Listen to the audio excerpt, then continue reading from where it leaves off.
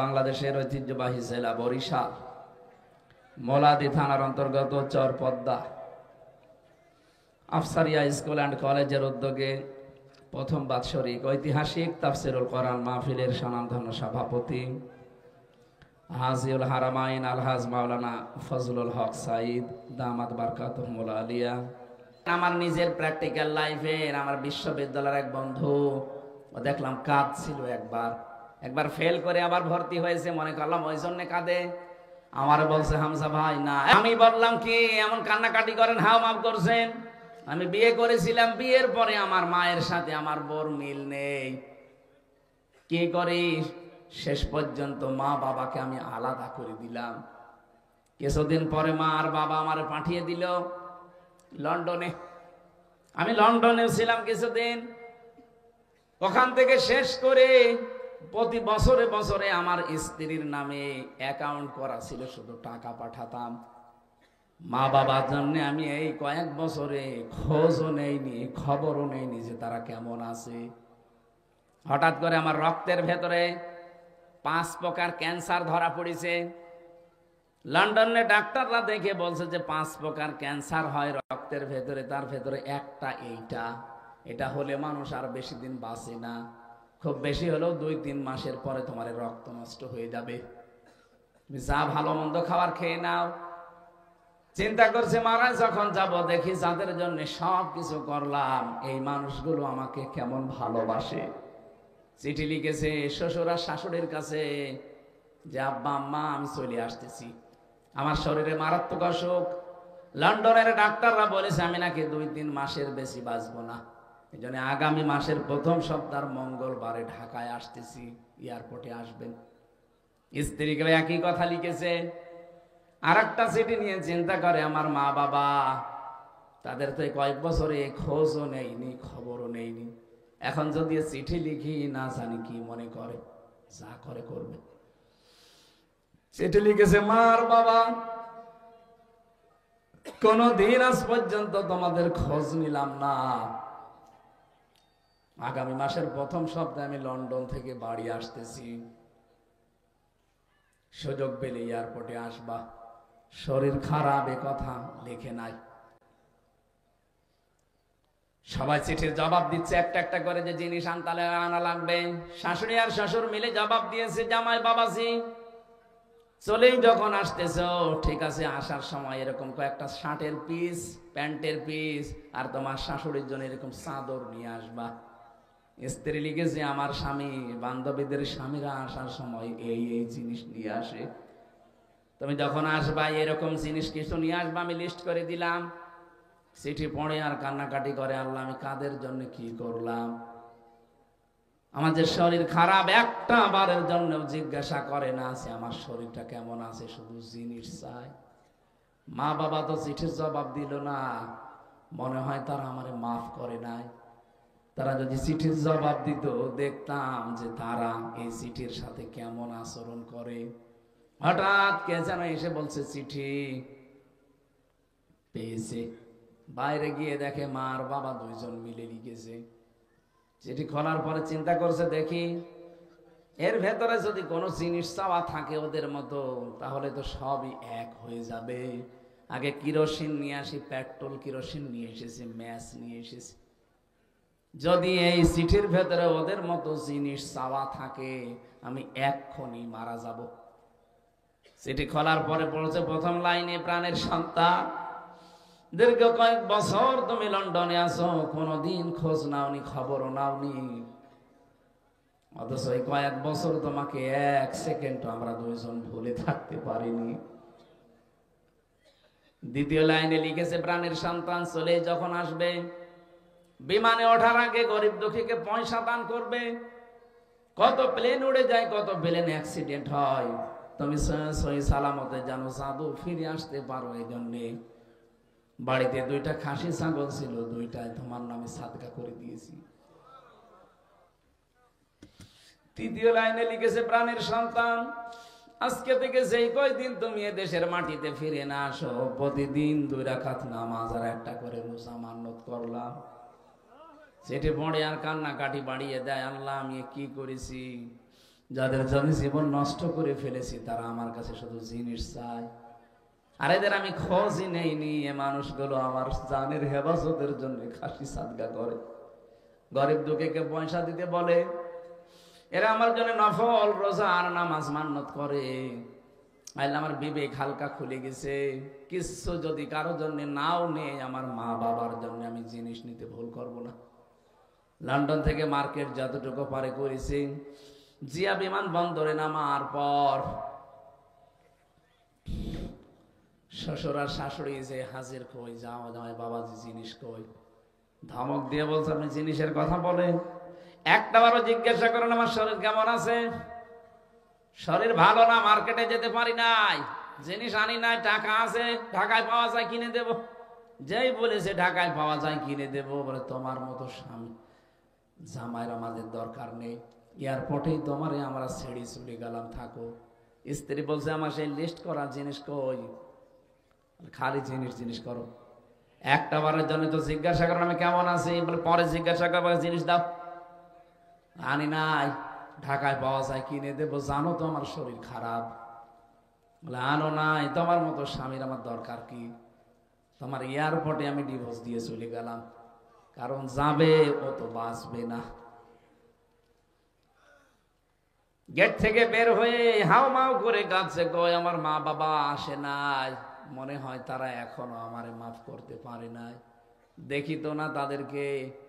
হঠাৎ পাশ থেকে কে যেন ডাক দিয়েছে, আইরে বাবা আমাদের বুকে আয়, দীর্ঘ কয়েক বছর তোকে দেখি নাই, এক নজর দেখার পরে মনে হচ্ছে আকাশের চাঁদ আমরা হাতে পেয়েছি। ছেলেটা মাকে পরীক্ষা করার জন্য সালাম করতে গেছে, ডাক দিয়ে বলে মা আমি কিচ্ছু আনতে পারি নাই তোমাদের জন্য।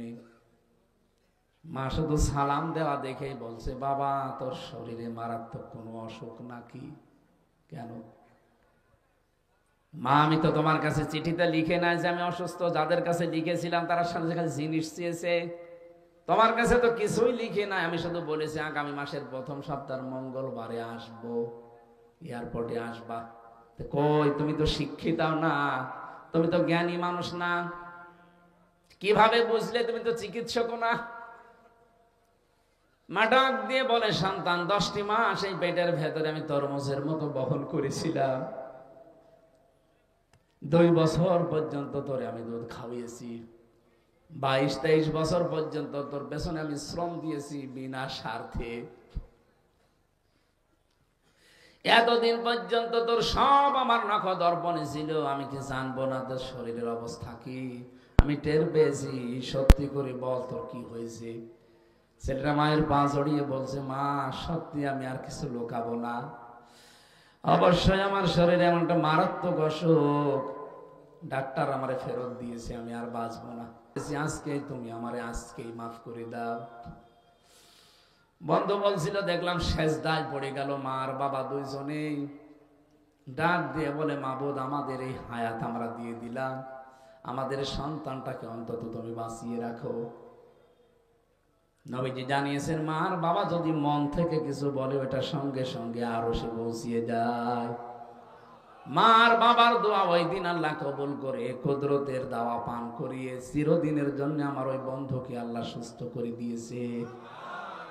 এই হচ্ছে মা বাবা, আর ওগুলো দুনিয়ার মানুষ। পৃথিবীর কারো দিকে তাকিয়ে এরকম মহান সম্পর্ক আমরা যেন নষ্ট করে না ফেলি। আপনি যত ইবাদত বন্দেগী করেন, জায়েজ কোনো কথা মা বাবার যদি না মানেন, তাদের শুকরিয়া আদায় না করেন, আপনি যেন আল্লাহকেও মানেননি। এই জন্য সুলাইমান নবী এখন নবী, তিনি আল্লাহর শুকরিয়া আদায় করার পাশাপাশি মা আর বাবার নাম নিয়েছিলেন। আমরা যারা সন্তান আছি, মা বাবা যাদের আছে, অবশ্যই এদিকে আমাদের খেয়াল রাখা লাগবে। আপনি আকাশ পরিমাণ ইবাদত বন্দেগী দিয়ে কি করবেন? আপনার মা বাবা যদি সন্তুষ্ট না থাকে আপনার প্রতি, জায়েজ পন্থায়। আমাদের পাশের দেশ, প্রতিবেশী দেশ, এই যে এরা মানুষের সম্মান নিয়ে যেভাবে সিনেমিনি খেলে, বিশেষ করে এই 54 বছর যা করেছে মেজর ডালিমের সংবাদ টক শো, এগুলো দেখে আপনি ক্লিয়ার হয়ে গেছেন। এর আগেও ক্লিয়ার অনেকে ছিল, আমরা এই প্রজন্মের মানুষগুলো তার মুখের কথা শুনে পুরা ক্লিয়ার হয়ে গেছে। যে বাংলাদেশের বুদ্ধিজীবী, বাংলাদেশের আলেম ওলামা, জ্ঞানী মানুষ, এদেরকে হত্যার পেছনে হাত আছে আমাদের এই প্রতিবেশী এদের। আর এরা নাকি আমাদের বন্ধু ছিল। এই পৃথিবীতে সবচাইতে নিকৃষ্ট প্রতিবেশীর তালিকা যদি করা হয়, তার 1 নাম্বার নাম আসবে ভারতের। শুধু প্রতিবেশী হিসাবে তারা নিকৃষ্ট না, এ দুনিয়াতে আপনি মাইক্রোসফট খোলেন, ভয়েস অফ আমেরিকার যে রিপোর্টগুলো দেখেন, তাম দুনিয়ায় এখন মিথ্যা কথা সবচাইতে বেশি বলা হয় ভারতে। কারণ এদের সাংবাদিকতা যারা আছে, বিশেষ করে মলম, এই যে হকার, এরা যেভাবে মিথ্যা প্রপাগান্ডা ছড়ায় মানুষকে নিয়ে, শয়তানও মনে হয় এত মিথ্যা কথা দুনিয়ায় বলেনি। শয়তান ওরে দেখে সেলট দেয় যে তুই আমার বাবা, আমি জীবনে এত মিথ্যা কথা বলতে পারিনি, তুই এই কয়দিনই যা বললি। ওনাকে দিয়ে যারা বলাচ্ছিলেন, আশা করছে তারা থামবেন। আপনি যাবার সময় যে কথাগুলো বলে গিয়েছিলেন একেবারে সব অক্ষর অক্ষরে পালন করছেন। যাবার সময় বলে গিয়েছিল যে আমি যাবার 2 মাসের ভেতরে যেন দেশটা দেউলিয়া হয়ে যায়। চেষ্টা চালিয়েছিল বিভিন্ন, কিন্তু একটা হালে পানি নেয়নি। এখন আবার নতুন আরেকটা ষড়যন্ত্র লাগাচ্ছে। এই ফ্যাসিবাদের কিছু দোসররা, এই মাজলুম মানুষ যারা এই 15.5 বছরের জুলুমের শিকার হয়ে আমরা ছিলাম, সে যে দলের লোক হোক, শুধু 14 দল বাদ দিয়ে আমরা বাকি সব মাজলুম না? কথা বলেন না কেন? এই মাজলুমদের সাথে মিশে ওনারা চেষ্টা চালাচ্ছে কি করে আমাদেরকে ডিভাইডেড করা যায়। অ্যাডভোকেট জয়নুল আবেদিন এরা ইঙ্গিত দিয়েছিলেন, কিন্তু আপনারা বুঝেছেন কিনা জানি না। এই ইঙ্গিতটা আমাদের সামনে মনে রাখা লাগবে। জ্ঞানী মানুষ তো ইঙ্গিত দিয়েছেন। ওরা কিন্তু আমাদের সাথে মিশে এখন চেষ্টা চালাবে, কারণ সব রাস্তাগুলো ওরা বন্ধ করে ফেলেছে। কোন রাস্তা এখন আর কাজ হয়নি, এখন এইটাই বাকি আছে। আশা করছি আমরা নিজেদের যে ঐক্য অন্তত তৈরি হয়ে গিয়েছিল, এটা যেন ফাটল না ধরে। ওয়াতাসিমু বিহাবলিল্লাহি জামিআ ওয়ালা তাফাররাকু, সবাই মিলে ঐক্যবদ্ধভাবে আল্লাহর রজ্জুকে আঁকড়িয়ে ধরো, বিচ্ছিন্ন হয়ে যেও না। সুতরাং এক হওয়া ফরজ, আর বিচ্ছিন্ন হওয়া হারাম। এক হওয়ার জন্য যেটা লাগবে তার নাম রশি। রশি মানে 8 রশি। কয় রশি? 1 রশি। বলেন তো কয় রশি? ওই 1 রশির নাম কি? কোরআনে কারীম। এখানে হাবলুন মানে দড়ি, রশি, লুল্লাহ মানে আল্লাহ। আল্লাহর রশি ধরা লাগবে সবাইকে মিলে। প্রধান অতিথিও বলছেন না আমি কোরআনে বিশ্বাসী। প্রধান অতিথি আজকে যদি কোরআনে বিশ্বাসী হয়, তা আমরা তো আগেই আছি। সুতরাং আমাদের উচিত হবে আমরা রশি ধরলে কোরআনের রশি ধরতে আসি। ওই 8 রশি 14 রশি সব বাদ। আমি একবার গিয়েছিলাম ওখানে, জোতা পায়ে দিয়ে চলে গেছি, আমারে ধমক দিয়েছে, আপনি আল্লাহর ওলির দরবারে জোতা পায়ে দিয়ে ঢোকেন, আপনার বিবেক আছে? আরে বাবা, ঠিক আছে, জুতা কোথায় রাখবো?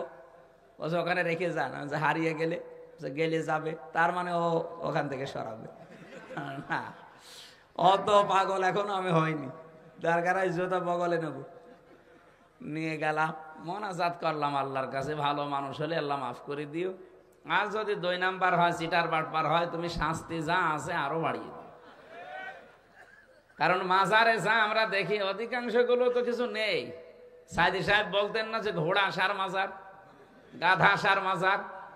এই যে আমি আজকেও আসার সময় দেখলাম এক জায়গায় ফরিদপুর পার হওয়ার সময় লেখা আছে বিসমিল্লাহ সার মাজার। বিসমিল্লাহ আবার মাজার হয়?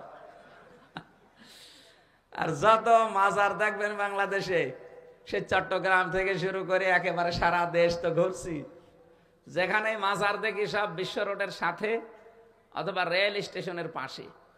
মানে মানুষের আনাগোনা যেখানে বেশি, সেখানে হঠাৎ মাজার বসায়। মানে এটা ব্যবসা ছাড়া কিচ্ছু না। যদিও বরিশাল বিভাগের মানুষেরা অনেক সচেতন আছে এই ব্যাপারে, তারপরেও এ বিভাগেও মাজার আছে। এই এলাকায় শুনলাম একটা তৈরি হয়েছে। এটা কি আসলে মানুষের নাকি অন্য কিছু? অনেক জায়গায় তো দেখি কলা গাছ পুঁতে কলা আসার মাজার। মাজারের সাথে কোনো সম্পর্ক নেই ইসলামের। ইসলামের সম্পর্ক হবে দোয়ার সাথে। কোন আল্লাহর ওলি যদি মরে যেয়ে থাকে, ইন্তেকাল করে, তাকে সম্মান জানাবেন। শ্রদ্ধা করবেন, দোয়া করবেন তার জন্য, এতটুকুই শেষ। তার কাছে কিছু যদি চান আপনারও ঈমান যাবে, আর উনি তো আর কিছু বুঝতেছে না। ইন্নাকা লামাইয়িতুন ওয়া ইন্নাহুম মাইয়িতুন, হে নবী যারা মারা যায় এ মানুষগুলো তো মারা গেছে, আপনিও একবার মারা যাবেন, আপনিও এক সময় মরবেন। সুতরাং ওরা যেমন মারা গেছে আপনিও মারা যাবেন, ইন্তেকাল করবেন। সূরা ফাতিরের ভেতরে আল্লাহ আছে যারা মারা যায় তাদেরকে আপনি কিছু শোনাতে পারবেন না। তা আপনি যে তাদের কাছে কিছু চান, ওরা তো শোনেই না, আপনি কি চান? সুতরাং কমন সেন্স আমাদের যাদের আছে, মরা পীর হোক জীবিত পীর হোক, কারো কাছে কিছু চাওয়া যাবে না। কিছু চাইলে আপনি আল্লাহর কাছে চাবেন।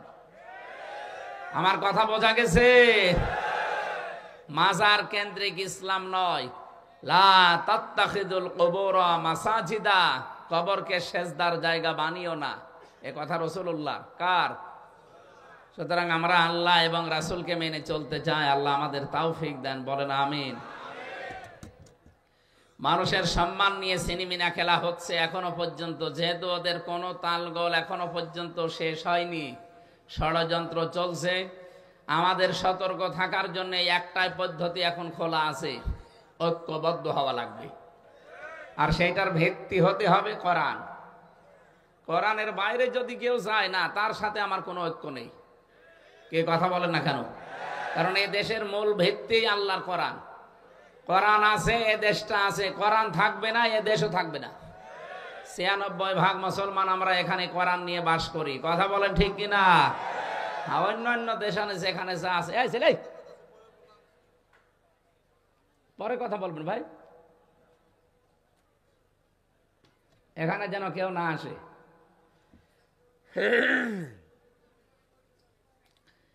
সুতরাং আল্লাহ যেহেতু আমাদেরকে মানুষ বানিয়েছেন, আমরা সতর্ক থাকবো। সামনে আমরা মানুষের বিশাল মর্যাদা সম্মান এটা যেন নষ্ট না করি, সিনেমিনি যেন না খেলি। আল্লাহর আরশ পর্যন্ত কেঁপে যায়। নবীজি একবার দাঁড়িয়ে গেলেন মসজিদে নববীতে, সামনে দিয়ে একটা লাশ যাচ্ছিল। সাহাবেরা বলে, হুজুর আপনি দাঁড়ালেন কেন? এটা তো ইহুদির লাশ। নবীজি বলেন, ইহুদি তাতে কি হয়েছে, ওটা তো মানুষ, আল্লাহর বান্দা না? আল্লাহকে বানিয়েছেন রব্বুল আলামিন, যাকে নিজে কুদরতে হাত দিয়ে চেহারাটা বানিয়েছেন, তিনি মানুষ। অন্য কোন সৃষ্টিকে আল্লাহ নিজের হাতে বানিয়েছেন আমি পাইনি। শুধুমাত্র মানুষের এই চেহারাকে আল্লাহ নিজের হাত দিয়ে বানিয়েছেন। ওয়ালাকাদ খালাকনাকুম সুম্মা সাব্বারনাকুম সুম্মা কুলনা লিল মালাইকা। রব্বুল আলামিন বলেন, অবশ্যই আমি আল্লাহ বানিয়েছি তোমাদেরকে, এবং তোমাদের এই আকৃতিটা আমি আল্লাহ বানিয়েছি। আমাদের বডি আল্লাহ বানাননি, এটা ফেরেশতারা বানিয়েছে। এমনকি মায়ের পেটের ভেতরেও ফেরেশতারা আমাদের এই বডিগুলো একটার পরে একটা তৈরি করতে থাকে। শুধু এই চেহারাটা আল্লাহ নিজের কুদরতি হাতে বানিয়েছে। লাকাদ খালাকনাল ইনসানা ফি আহসানি তাকওয়িম। এই জন্য পৃথিবীতে সবচাইতে সুন্দর দেখবেন মানুষের চেহারা। এত সুন্দর কোন সৃষ্টি আল্লাহ বানাননি, কিয়ামত পর্যন্ত আর বানাবেও না। এই জন্য আল্লাহ আমাদের শুধু বানিয়ে শেষ করেননি, আমাদের যেহেতু সম্মান দিয়েছেন, আমরা এখন সম্মানিত। যার কারণে বিশ্বাস করেন তার নাম কিন্তু কোরআন শরীফ। আজকে যদি এই টেবিলের ওপর একটা কোরআন শরীফ থাকতো, আর আমি যদি কোরআনের টেবিলের পাশে এসে এই টেবিলে পা রাখতাম, যত মানুষ এখানে আছে আমারে বেয়াদব বলতো। কোরআন শরীফ এখন নেই, আমি যদি এর উপরে না এর উপরেও পা রাখি, আমার কেউ বেয়াদব অন্তত বলবে না। কি? শুধুমাত্র কোরআনে কারিমে টেবিলের উপরে থাকার কারণে এর মর্যাদা চলে আল্লাহ বাড়িয়ে দেয়। আমাদের এই দেশে সত্যিই যদি ৫৬,০০০ বর্গ মাইলে কোরআনে কারিম কায়েম হয়ে যায়, দেশটার মর্যাদাও বেড়ে যাবে। আমি কি বোঝাতে চাই? বুঝেছেন? আলহামদুলিল্লাহ। মানিত্তাবাআল হুদা বিগাইরিল কোরআন আদাল্লাহুল্লাহ, তিরমিজি শরীফের হাদিস। এখানে যারা আলেম আছেন তাদেরকে বলছি, নবীজি বলেন, কোরআন বাদ দিয়ে পৃথিবীর কোন জায়গায় যদি কেউ ভালো হওয়ার নিয়তেও যায়, আল্লাহ নিজে তাকে দায়িত্ব নিয়ে খারাপ বানিয়ে দেয়। শব্দটা দল্লা ইয়াদিল্ল দেয়নি যে আপনি নিজেই নিজেকে খারাপ করে ফেলেছেন, না। আদল্লা ইউদিল্ল ভাবে ইফাল, বাংলা অর্থ দাঁড়িয়েছে আপনি হয়তো ভালো হওয়ার নিয়তে কোনো জায়গায় গিয়েছিলেন, কিন্তু কোরআন সেখানে ছিল না, কোরআনের কর্মসূচিও ছিল না। এই জন্য আল্লাহ নিজে দায়িত্ব নিয়ে আপনাকে আরো গোমরা বানিয়ে দেবে। বরিশালের মানুষেরা, আমি জানি সারা বাংলাদেশে কয়েকটা জেলা ধর্মভীরু মানুষ বাস করে, তার ভেতরে নোয়াখালী, বরিশাল, এই দুই জেলার নাম আছে। পর্দা পশিদা এবং আলেম ওলামা এই জায়গাগুলোতে বেশি। আমি আমার ইমান থেকে বলছি, এই হাদিসের দিকে তাকিয়ে বলেন তো, হেদায়েত দেওয়ার একচ্ছত্র মালিকানা কার? নাকি আমাকে আল্লাহ হালকা পাতলা দিয়েছে? নবীজি নিজের আপন চাচাকে তাই হেদায়েত দিতে পারেননি, তার মানে হেদায়েত আল্লাহ নবীর হাতেও দেয়নি। বিশ্ব নবীর যে আপন চাচা আবু তালেব যেদিন মারা যাচ্ছিল, নবীজি মাথার কাছে গিয়ে বললেন, ইয়া আম্মি আবি তালিব, লা ইলাহা ইল্লাল্লাহ হাজ্জুল লাকা ইনদাল্লাহি ইয়াউমাল কিয়ামাহ, রাহুল বুখারী। হে চাচা, সরে বলা লাগবে না, শুধু আমার কানের কাছে মুখ নিয়ে আস্তে করে বলেন যে লা ইলাহা ইল্লাল্লাহ, মুহাম্মাদুর রাসূলুল্লাহ বলার দরকার নেই। কারণ আমি যে নিজে মোহাম্মদ এটা তো আমি জানি, আমার পরিচয় আপনার দেওয়া লাগবে না, শুধু আল্লাহর একাত্মবাদের স্বীকৃতিটা দিয়ে দেন। কাউকে শোনানো দরকার নেই, শুধু আমার কানের কাছে মুখ নিয়ে একটু বলেন। এতটুকু সাক্ষী যদি আমি পাই, কিয়ামতের দিন গলায় গামছা দিয়ে আপনাকে আমি জান্নাতে প্রবেশ করাবো। আল্লাহর সাথে দরকার আমি ঝগড়া করব। পাশে দাঁড়িয়েছিল আবু সেহেল আর আবু সুফিয়ান, ডাক দিয়ে বলে, নেতা পড়বা, সারা জীবন বাপ দাদার ধর্ম মানলে এখন নতুন ধর্ম গ্রহণ করে কলঙ্কিত হবা, মানুষ তোমাকে কাপুরুষ বলবে, ভীরু বলবে। লোকটা তখন ডাক দিয়েছে, ভাতিজা আমারে মাফ করে দিও, আমি পড়তে পারলাম না, আমি যদি এখনই মারা যাই, মরণের পরেই সারা দুনিয়ায় কথা উঠবে যে বাপ দাদা ধর্ম ত্যাগ করে শেষ বয়সেও ধর্ম ত্যাগ করে কলঙ্কিত হয়েছে, তো তুমি আমারে মাফ করে দিও। বরিশালবাসী বলেন তো, মাফ করার মালিক কে? নবীজির মন খারাপ হয়ে গেল। সঙ্গে সঙ্গে ফেরেশতা জিবরাইল সূরা কাসাসে 56 নাম্বার আয়াত নিয়ে হাজির হলেন। ইন্নাকা লা তাহদি মান আহবাবতা ওয়ালাকিন্নাল্লাহা ইয়াহদি মান ইয়াশা।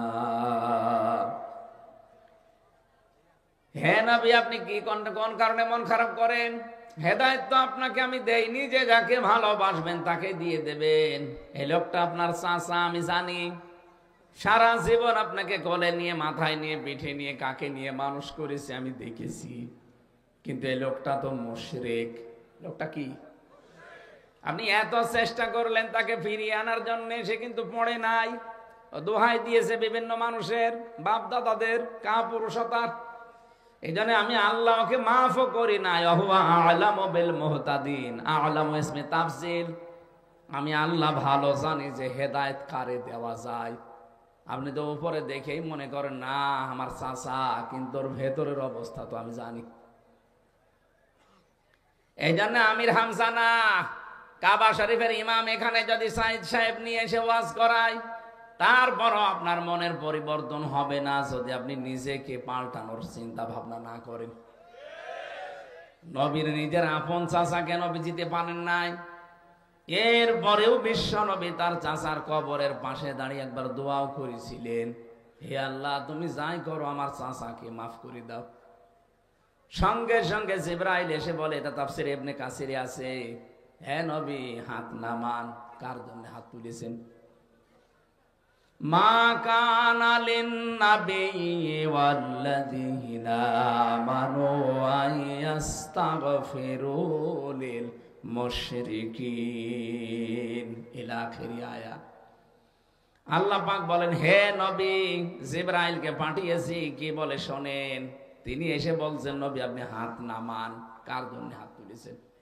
এই লোকটা আপনার চাচা, আল্লাহ ভালো করে জানে। সারা জীবন আপনার পেছনে লোকটা শ্রম দিয়েছে, এটা আল্লাহ দেখেছে, কিন্তু লোকটা মুশরিক। লোকটা কি?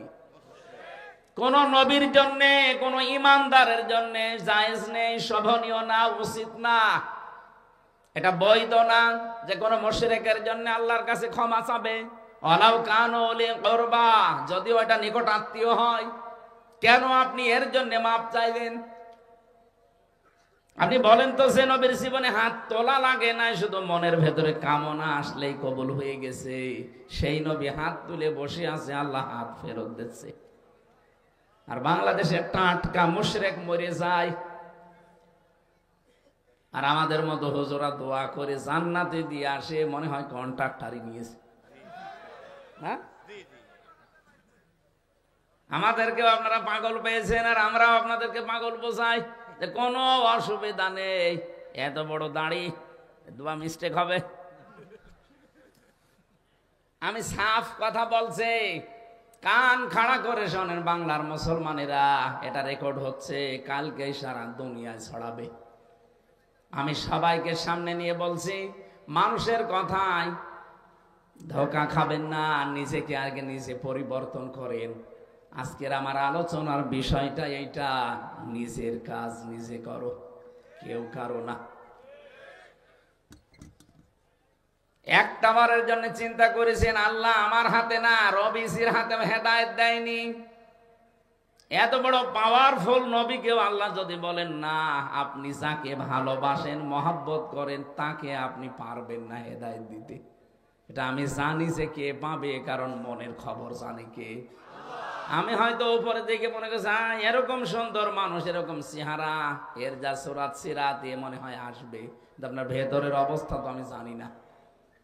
এই জন্য হাদিসের শব্দটা দিয়েছেন দল্লা না দিয়ে আদাল্লাহ, আদাল্লাহুল্লাহ। এটা কত মারাত্মক শব্দ, পড়লে আমার কেমন যেন ভয় লাগে। নবীজি বলেন, কোরআন বাদ দিয়ে পৃথিবীর কোন জায়গায় যদি কেউ ভালো হওয়ার নিয়তেও যায়, তার নিয়ত হয়তো ভালো ছিল যে আমি আজকে ভালো হয়ে যাব, কিন্তু সেখানে কোরআন ছিল না, এই জন্য আল্লাহ রাগ করে আপনাকে আরো খারাপ বানাবে।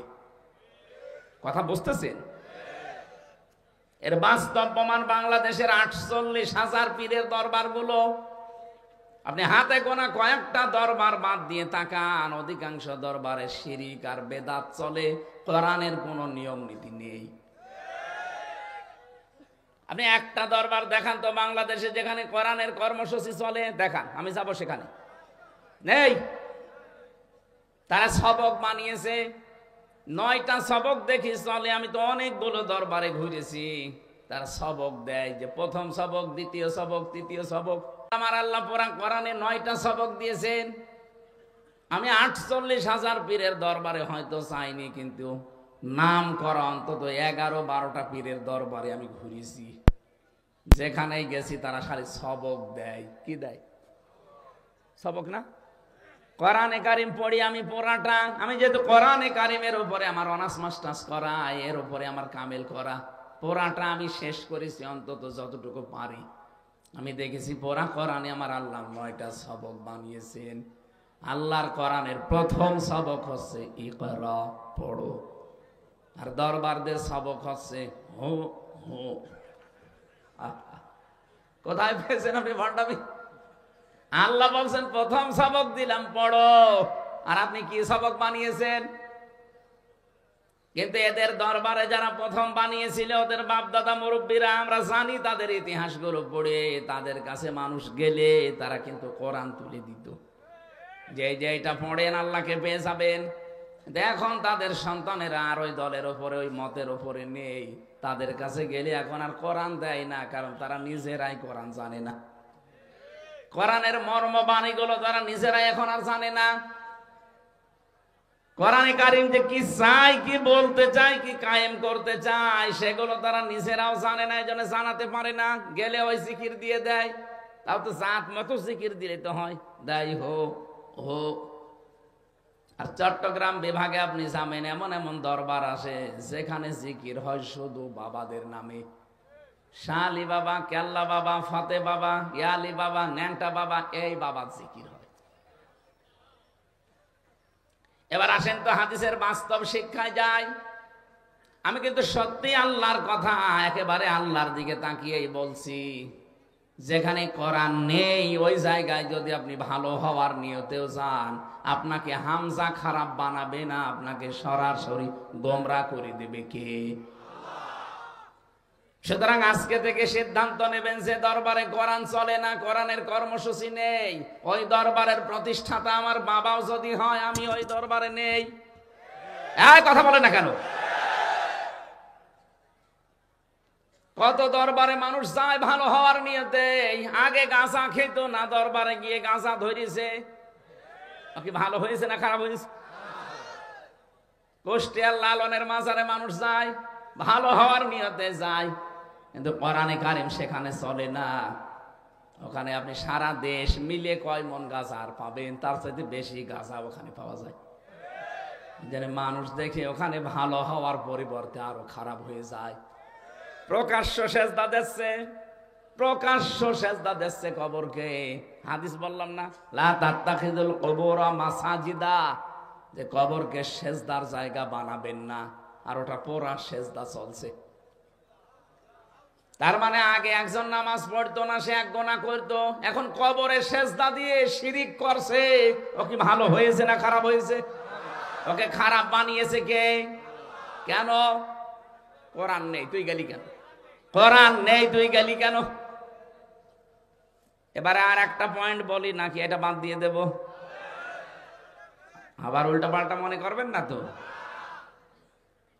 আপনি বুঝলেন যে এই দরবারে কোরআন চলে না, সেখানে গেলে আল্লাহ আপনাকে পথভ্রষ্ট করে দেবে, গোমরা বানিয়ে দেবে। তাহলে বাংলাদেশে যত রাজনৈতিক দলের নাম নিয়ে যারা রাজনীতি করছে, যেই দলে কোরআন নেই, কোরআনের কর্মসূচি চলে না, ওই দল যদি আমার বাবাও তৈরি করে, ওই দলে আমি নেই। এই এটা প্রকাশ্য রাজনীতি হয়ে গেল, তারপরেও টের পাচ্ছেন না? এটা রাজনীতি না? আপনি যদি টের নাও পান, এ হুজুর কিন্তু টের পেয়েছে। এটা রাজনীতি না? এরা কি আন্দাজে তাকবীর দেয়? এরা কি কিছু বোঝে? আরে ভাই, আল্লাহর কসম আমি আপনাকে বাঁচাতে চাই। কোরআনের চোখ লাগিয়ে দেখতে পাচ্ছে আপনি জাহান্নামে যাচ্ছেন। যেই দলে সত্যিই কোরআন নেই, কোরআনের কর্মসূচি ওই দলে চলে না, ওই দলের প্রতিষ্ঠাতা আপনার বাবা হলেও আপনি জাহান্নামে যাবেন। আপনাকে জীবনও আল্লাহ হেদায়েত দেবে না, আরো খারাপ বানিয়ে দেবে। আপনার সুরাত সিরাত চেহারা অনেক ভালো মনে হবে, পোশাক আশাক, কিন্তু ভেতরে আল্লাহ হেদায়েত থেকে বঞ্চিত করে দেবে। কারণ একটাই। কারণ কয়টা? যালিকাল কিতাবু লা রাইবা ফীহি।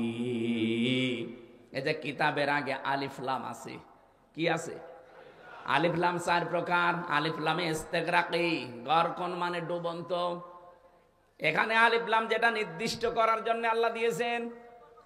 রব্বুল আলামিন বলেন, একটাই মাত্র কিতাব আমি দুনিয়ায় পাঠালাম যেটা মানুষকে হেদায়েত দিতে পারে, আর কোন কিতাব দুনিয়ায় নেই যেটা মানুষকে হেদায়েত দিতে পারে। তার নাম কি? এই জানে কোরআন নেই, তুই গেলি কেন? শ্বশুরকে বাবা বলা যায় আছে না নেই? জায়েজ নেই? আছে।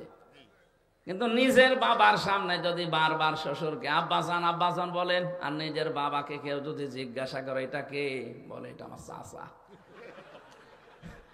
আপনার শ্বশুরের মন খারাপ হবে না? বলবে এ কি জন্মালাম, আমারে চাচা বলে আর শ্বশুরে বাপ বলে। আল্লাহ রাগ করেন এই কারণে যে আমি কোরআন দিলাম হেদায়েত দেওয়ার জন্য, আর কোরআন বাদ দিয়েও কি শুরু করেছে? কোরআনে কারীম বাদ দিও, যার কাছে যাই দেখি তোর ওই বাবা কি করে হেদায়েত দেয়, যা তোরে ছেড়ে দিলাম। এই জন্য আল্লাহ হেদায়েত দেয় না। আমার কথার ওজন টের পেয়েছেন? আলহামদুলিল্লাহ, ওয়াজ আমার মনে হয় হয়ে গেছে।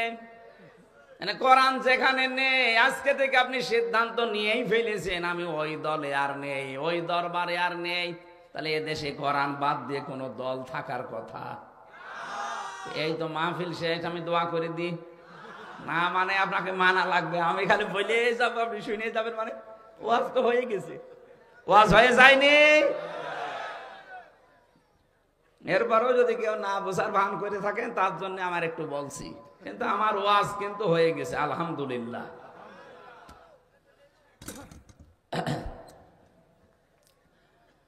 দরুদ আর সালাম পড়ছি আমাদের নবী, মানবতার মহান শিক্ষক মুহাম্মাদুর রাসূলুল্লাহ সাল্লাল্লাহু আলাইহি ওয়াসাল্লামের প্রতি।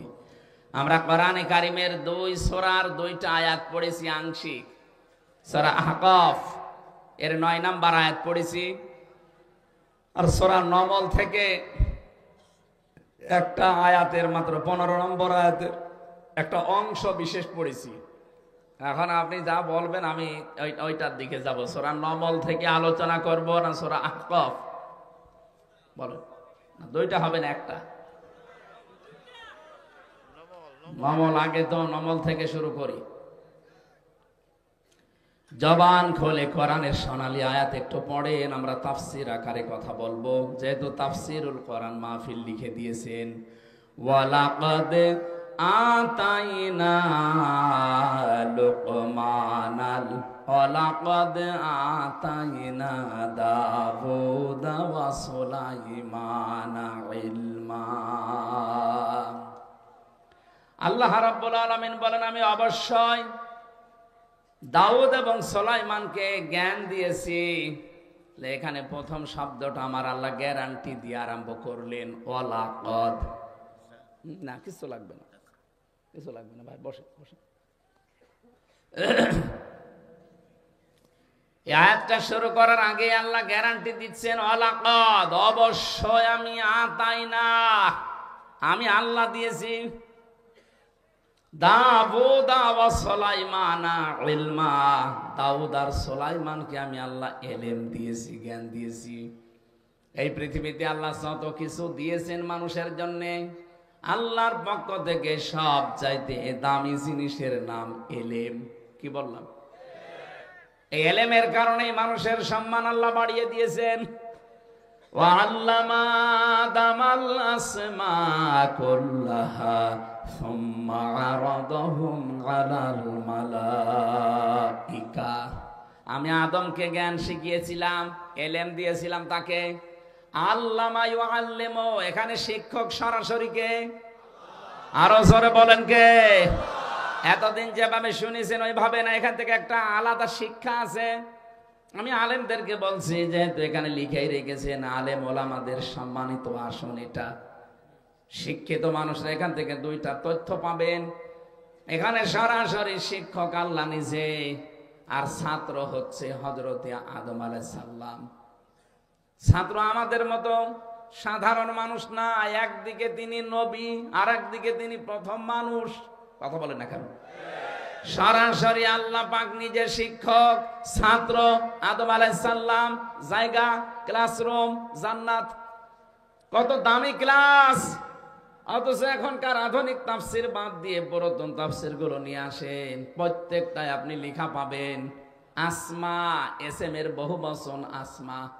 ওই দিকে খেয়াল করে আমরা অনেকেই মনে করি এটা মনে হয় বিভিন্ন জিনিসের নাম হবে, আলু পটল ঝিঙ্গা ঝাল এগুলো হবে। আরে ভাই, আপনার কোনোদিন একটু চিন্তা আসে নাই মাথায় যে সরাসরি আল্লাহ নিজে ক্লাস নিচ্ছেন? ছাত্র তো সাধারণ মানুষ না, একজন নবী। আর জায়গাটা তো সাধারণ ক্লাসরুম না, জান্নাতের ভেতরে। এত বড় দামি ক্লাসে আলু পটল ঝিঙ্গায় ঝাল এগুলোর নাম শেখানো লাগে? অথচ তাফসীর নিয়ে আসেন বাংলায় এইটাই লেখা আছে। চিন্তা ভাবনার বিষয় এখানে এই কারণে আল্লাহ পাক নিজে ক্লাস নিয়ে কোনোদিন আলু পটল ঝিঙ্গা বেগুন ঝাল এগুলোর নাম তিনি শেখানোর কথা না। যদি শিখেও থাকেন ইঙ্গিত দিতে পারেন কিছু আসল শিক্ষা আল্লাহ ওই দিন দিয়ে দিয়েছেন। এখানে এসএম এর বহুবচন আসমা যদিও দেওয়া আছে, আধুনিক তাফসীরে যারা গবেষক মুফাসসিরিনে কেরাম লিখেছেন 2টা বিষয় আল্লাহ ওই দিন তাকে দিয়ে দিয়েছেন। যত জ্ঞানের ন্যায় এবং অন্যায় আছে সব আল্লাহ ওই এক ক্লাসে তাকে শিখিয়েছিলেন। আমরা যেহেতু আদমের সন্তান, আমরা কিন্তু অনেকেই যদি লেখাপড়া নাও জানি, ওই যে আদম নবী শিক্ষা পেয়েছিলেন সকল ন্যায় এবং সকল অন্যায়ের যত নিয়ম আছে ওই এক ক্লাসে আল্লাহ তাকে শিক্ষা দিয়েছেন।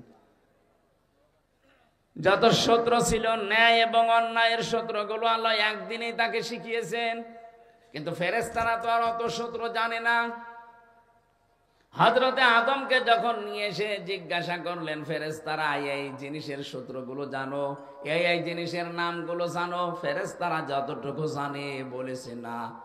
ক্বালু সুবহানাকা লা ইলমা লানা ইল্লা মা আল্লামতানা ইন্নাকা আনতাল আলিমুল হাকীম। ফেরেশতারা এক বাক্যে ক্বালু, সবাই বলেছিল সুবহানাকা, আপনি পবিত্র, লা ইলমা লানা ইল্লা মা আল্লামতানা, আমাদের কোনো জ্ঞান নেই যতটুকু আপনি দিয়েছেন তার বাইরে। সুতরাং আপনি আমাদেরকে যা জানিয়েছেন, যদি জানিয়েছেন এটা খুঁটি, এতটুকু জানিয়ে এর আগে পরে আর কিছু জানি না। কিন্তু আদম নবীকে আল্লাহ এক ক্লাসের ভেতরে এত কিছু দিয়েছিলেন, ফেরেশতারা ওইটা জানে না। আমরা যদি ওই ক্লাসে ছিলাম না, কিন্তু আমরা আদমের সন্তান হিসাবে দুনিয়ায় লেখাপড়া না করলেও জানি যে এটা ন্যায়, এটা অন্যায়। এই শিক্ষাটা আপনি কোন দিন নিলেন? মায়ের পেটের ভেতরে নিয়েছিলেন না, ওই এক ক্লাসে আল্লাহ দিয়ে দিয়েছেন। যেটা আমাদেরকে আল্লাহ বের করেছেন আদমের পৃষ্ঠদেশ থেকে, এই জন্য বাবার পৃষ্ঠদেশ থেকে যখন বের হয়েছি ওই সময়ে আমাদের আল্লাহ রাব্বুল আলামিন এই ন্যায় এবং অন্যায়ের জ্ঞানটা আল্লাহ আমাদের ওই সময় দিয়ে দিয়েছেন। আমাদের সম্মান মর্যাদা বৃদ্ধির কারণেই একটাই, আমরা জ্ঞান পেয়েছি, অন্যান্য সৃষ্টি জ্ঞান পাইনি, এই কারণে তাদের সম্মান আমাদের নিচে। যেটার জন্য আমরা আজ উন্নত, যেটার জন্য আজ আমরা সম্মানিত, সেইটাকেই মাইনাস করার জন্য 54 বছর বিভিন্ন কায়দায় চেষ্টা চলছে। জ্ঞান মানে শুধু জাগতিক জ্ঞান না, জ্ঞান হবে কোরআনের জ্ঞান। কিসের জ্ঞান? শিক্ষা ব্যবস্থা থেকে কোরআনের জ্ঞানগুলোকে তুলে দিয়ে জাতিকে একটা নরকে নিক্ষেপ করার চেষ্টা চলছিল। এই জন্য আমি আহ্বান জানাবো, এখানে মাদ্রাসা যেহেতু আছে, হাফেজি কোরআনে 3 জনের মাথায় আমরা পাগড়ি পরিয়েছি।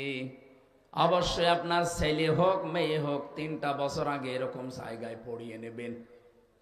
3 বছর যদি পড়িয়ে 5 বছর পড়িয়ে আপনি ডাক্তার বানাবেন, ইঞ্জিনিয়ার বানাবেন, বৈজ্ঞানিক বানাবেন, কোনো অসুবিধা নেই।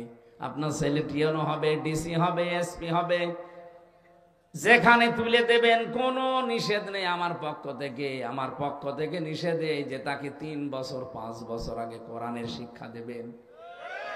তাহলে আমি 2টা গ্যারান্টি আপনাকে দিতে পারি এখনই, জীবনে এই ছেলে কোনোদিন নেশা করবে না। 2 নম্বরে কোনোদিন আপনাকে বৃদ্ধাশ্রমে রেখে আসবে না। আমি এই চোখে দেখেছি, বিশ্ববিদ্যালয় ক্লাস চলছে। আমি প্রথমে জাহাঙ্গীরনগরে ছিলাম, এরপরে আমি কুষ্টিয়া ভার্সিটিতে চলে গিয়েছিলাম ডাইভার্ট হয়ে।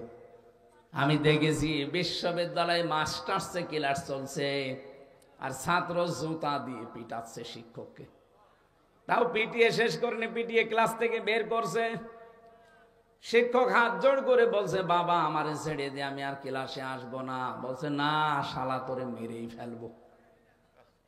এটা ছাত্র। কয়দিন পরে এই ছেলেটা এসপি হবে, ডিসি হবে, টিএনও হবে। আমি চোখে এইটাও দেখেছি। আজকে যেটা একেবারে শেষে পাগড়ি দিলাম, ওটা মনে হচ্ছে এখনো দুধও সারেনি। দুধ ছেড়েছে ওটা 6-7 বছর বয়সে।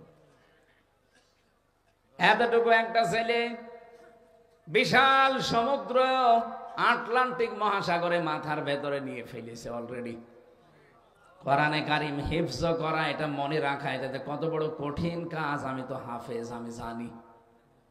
3টা বছর কারাগারের এই ফাঁসির কন্ডেম ছেলে আমাদের কাছে তো কিছুই দেয়নি, শুধু বঙ্গবন্ধুর জীবনী দিত আর কোরআন শরীফ। বঙ্গবন্ধুর চীন সফর পড়েন, তার আত্মজীবনী পড়েন, তার ছেলেবেলা পড়েন। আমি কি করব? যেটা চাইতাম ওইটা দিত না। কারারক্ষীকে বলতাম আমার ফাঁসি চাই, এই বইটা দেন। এই বই দেশে নেই মানে আমি মেজর ডালিম বলছি এই বইটা দেন। শেষে বললাম যে কিছুই যদি না পারেন, ছাতা মাথা জীবনী পড়ে করবো কি, বাদ দেন, আমারে কোরআন দিয়ে যান। কোরআন শরীফ দিয়েছিল 3টা বছর। আমার তো প্রায় 75 বারের উপরে পড়া কোরআন নামাজের ভেতরে খতম হয়ে গেছে। এক একদিন 5-7 পারা করে খালি নামাজে আর বাইরে তেলাওয়াত করে করে 3 দিনে 2.5 দিনে আমি কোরআন শরীফ খতম করার মানে প্রতিযোগিতা করেছিলাম মাওলানা মামুনুল হকের সাথে। উনি আমার পাশের রুমে ছিলেন। আমার অঘোষিত একটা টার্গেট দিয়েছিলেন, কে কত তাড়াতাড়ি কোরআন শরীফ শেষ করতে পারে। প্রথম বছর গেল, এভাবে বললাম না, এভাবে না, বোঝার চেষ্টা করি আসেন। একেবারে মিজান মন সাহেব থেকে সারে জামি বেকায়া, যে কি এটার নাম, কাফিয়া, এই যত আরবি গ্রামারের কিতাবগুলো আছে, কারারক্ষীদেরকে টাকা পয়সা দিয়ে দিয়ে বলতাম, ভাই এগুলো একটু এনে দেবেন যে কোনো কায়দায়। ওরা ওইভাবে দিত। পড়তে পড়তে ওনার কাছে, মাওলানা সাখাওয়াত হোসেন রাজির কাছে, আমার যদিও পড়া ছিল আলিয়া মাদ্রাসায়, কওমি মাদ্রাসায়, আমি আবার ঝালাই করলাম এই 2-3 বছরে। বড়া কোরআন শরীফ যতবার পড়েছি, মানুষের অন্তর দেখবেন যত ধবধবে সাদা হয় কোরআন, তার কাছে তত মজা লাগে। আমাদের কাছে মজা লাগে নাই, কারণ আমার অন্তর কালো হয়ে গেছে। জেলখানায় যত ভালো লাগতো নামাজে পড়তে, বাইরে পড়তে, বাইরে এসে কিন্তু এখন আস্তে আস্তে ওইটা কেটে যাচ্ছে। কারণ এখন আমি ওই জায়গায় আর নেই, এখানে একটা আলাদা পরিবেশে ছিলাম। জেলখানা কারো জন্যে জাহান্নামের মতো, আর কারো জন্যে জেলখানাটায় জান্নাতের মতো আল্লাহ বানিয়ে দেন। হযরত ইব্রাহিম নবীর জন্যে বিশাল অগ্নিকুণ্ড 40 দিনের জন্য আল্লাহ জান্নাত বানিয়ে দিয়েছিলেন। তারা বাইরে থেকে মনে করতো ইব্রাহিম আগুনে আছে, কিন্তু আগুন না, পুরাটাই আল্লাহর জান্নাত ছিল। তার নাতিরা পরবর্তীতে জিজ্ঞাসা করেছিল, দাদা জীবনের বিশাল সময় আপনি কিভাবে পার করলেন, কেমন কেটেছে আপনার জীবনটা বলেন দেখি। জাতির পিতা হযরত ইব্রাহিম নবী বলতেন, আমার নাতিরা, এই পৃথিবীতে যত বছর আল্লাহ হায়াত দিয়েছেন, সবচাইতে বেশি শান্তিতে ছিলাম আমি ওই 40 দিন নমরুদের অগ্নিকুণ্ডে। তার মানে পরিবেশ যদি আল্লাহ অনুকূলে করে দেয়, অগ্নিকুণ্ডের এই জায়গাটাও জান্নাত হয়ে যায়। আমার বোঝানোর বিষয় ছিল, হযরত আদম নবী আলাইহিস সালামকে আল্লাহ যে শিক্ষাটা দিয়ে তার সম্মান বাড়িয়েছিলেন, আমাদের দেশের দিকে তাকান, এই শিক্ষাগুলো না থাকার কারণে সন্তানগুলো মানুষের পরিবর্তে জানোয়ার হয়ে যাচ্ছে। শিক্ষামন্ত্রীর দায়িত্ব একেবারে শেষের দিকে যেটা ছিল নভেল, আপনি জানেন সে কে? ইসকন। এ পৃথিবীতে মুসলমানকে ধ্বংস করার জন্য সবচাইতে বেশি যারা গুরুত্বপূর্ণ ভূমিকা পালন করে, তারা ইসকনের লোক। পরে কাজে লাগিয়েছিল আমার দাদারা। বাস্তবতা অনেক গভীরের। ওই ইসকনের মা স্কুলে পড়াশোনা করে পর্যন্ত এসেছে। ওরে এমনি বসায়নি, ওরে তো হাসিনা বসায়নি, ওরে বসিয়েছে পুরা দাদা নিজে। শিক্ষা ব্যবস্থাটা দেখেছেন একেবারে নাস্তিকতা দিয়ে ভরে ফেলেছিল। বললাম না মাত্র 6 বছর 7 বছর বয়স হবে, এতটুকু একটা বাচ্চা দেখি শিক্ষক ওযু করছে, ছাত্র পায়ে পানি ঢেলে দিচ্ছে, কাদা সরে না, নিজের হাত দিয়ে কাদাগুলো মুছে দিচ্ছে। কেবল আলিফ বা তাসা শেষ করেনি, ওটা মানুষের মতো মানুষ হয়ে উঠছে। আর এটা মাস্টার শেষ করে ফেলছে, এটা অলরেডি জানোয়ার হয়ে গেছে। এজন্য আমরা চাই, এদেশের মানুষকে যদি আমরা মানুষের মতো মানুষ বানাতে চাই, নম্র ভদ্র শিক্ষিত আর শিক্ষা দিয়ে যদি জাতিকে উন্নত করতে চাই, মাস্ট বি কোরআনের শিক্ষা লাগবে। আল্লাহ রাব্বুল আলামিন আমাদের জ্ঞান, হযরত নবীদের জ্ঞান, তাদের কথা আমাদেরকে শুনিয়েছেন। আমি নবীদের জ্ঞান দিয়েছিলাম, এখানে 2 জন নবীর নাম পেলাম, দাউদ এবং সুলাইমান আলাইহিস সালাম। এদেরকে জ্ঞান দিয়েছিলাম। অকলা দিবসন, এটা তারা 2 জনেই অকল আলহামদুলিল্লাহিল্লাযী অকল আলহামদুলিল্লাহিল্লাযী ফাদ্দালানা আলা কাসীরিম মিন ইবাদিহিল মুমিনিন। জ্ঞান পাওয়ার পরে মানুষের উচিত হচ্ছে শুকরিয়া আদায় করা সর্বপ্রথম আল্লাহর।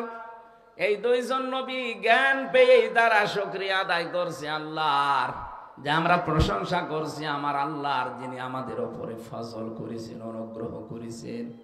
আলা কাসিরিম মিন ইবাদিহিল মুমিনিন, হাজার হাজার মানুষের ভেতর থেকে, হাজারো মুমিন বান্দা বান্দীদের থেকে আল্লাহ আমাদেরকে আলাদাভাবে জ্ঞান দিয়ে আমাদের মর্যাদা আরো বাড়িয়ে দিয়েছেন। এখান থেকে কয়েকটা শিক্ষা আসে। ফি জিলালিল কোরআন মুফাসসির লিখেছেন, এই পৃথিবীতে যেই মানুষগুলো সত্যি আল্লাহর পক্ষ থেকে জ্ঞান পায়, তারা অন্যান্য মানুষের সাথে যেন কম্পেয়ার করে আল্লাহর শুকরিয়া আরো বেশি আদায় করে। কারণ দুনিয়ায় দুইটা জিনিস নিয়ে হিংসা করা যায় যাচ্ছে। আল্লাহ যাকে কোরআনের জ্ঞান দিয়েছে সে যেন সব সময় এটা নিয়ে ব্যস্ত থাকে, যে ওর চাইতে আমি বেশি এটা নিয়ে ব্যস্ত থাকব। আর যারে আল্লাহ সম্পদ দিয়েছে সে যেন যত পারে দান সাদগা করে নিজের আখের গুছিয়ে নেয়। এই দুইটা জায়গা ছাড়া দুনিয়ার কোন জায়গায় হিংসা করা জায়েজ নেই। অথচ এই দুইটা জায়গায় আমরা কৃপণ। এখানে আমরা জ্ঞান অর্জন করে বিতরণ করতে চাই না, সম্পদ আসলে আমরা দান সাদগা করা ভুলে যাই। নবীদের আচরণ দেখলেন আয়াতে আল্লাহ জানিয়েছেন, আল্লাহ রাব্বুল আলামিন বলেন দুইজনে এই কথা বলেছে, আলহামদুলিল্লাহিল্লাযী ফাদ্দালানা আলা কাসীরিম মিন ইবাদিহিল মুমিনিন। আল্লাহর বান্দা যারা মুমিন দুনিয়ায়, তাদের উপরে আল্লাহ আমাদেরকে অনুগ্রহ দিয়ে আমাদেরকে মর্যাদা বাড়িয়ে দিয়েছেন। এজন্য এখানে যারা এসেছি কম বেশি আমরা অবশ্যই যারা আসে নাই তাদের তুলনায় জ্ঞানী। কথা বলেন না কেন? তাহলে আমাদের এই জ্ঞানকে আমরা কি করে কাজে লাগাতে পারি? জ্ঞান অনুযায়ী যেই লোকটা কাজ করবে ওই লোকটাই আল্লাহর কাছে সবচাইতে প্রিয় মানুষ। নবীরা আল্লাহর কাছে প্রিয় ছিলেন কেন জানেন? ইয়া হাসরাতান আলাল ইবাদ, রব্বুল আলামিন বলেন এমন কোন নবী রাসূল পাঠালাম না আমার বান্দাদের জন্য আমার আফসোস লাগে, আমার আক্ষেপ হয়।